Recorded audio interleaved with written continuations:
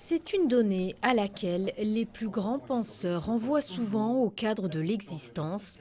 Le temps provoque une inquiétude liée au sentiment de l'infini avec une certaine impuissance et liberté à la fois. Alors qu'est-ce que le temps pour les philosophes? Ça, c'est une des questions les plus difficiles de la philosophie, donc a été souvent pensée par des philosophes de façon différente. Certains ont essayé de la penser comme la durée créatrice, ça c'est Bergson. D'autres insistent plus sur la finitude, c'est-à-dire ce temps qui nous conduit à la mort. À chaque fois essaye de poser la question du temps et qu'on essaye de penser le temps, on commence par spatialiser.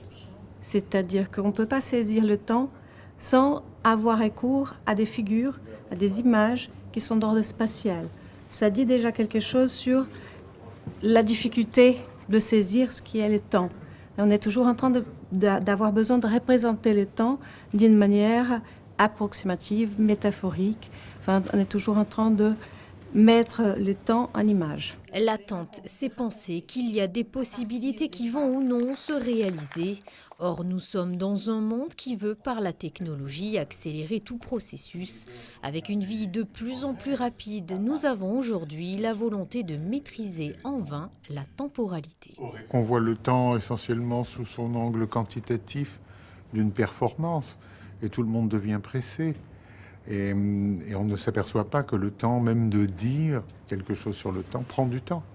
Et surtout, la lecture prend du temps, et l'écriture, qui sont des activités qui supposent le temps, présupposent le temps, mais présupposent un temps qui n'est pas maîtrisable.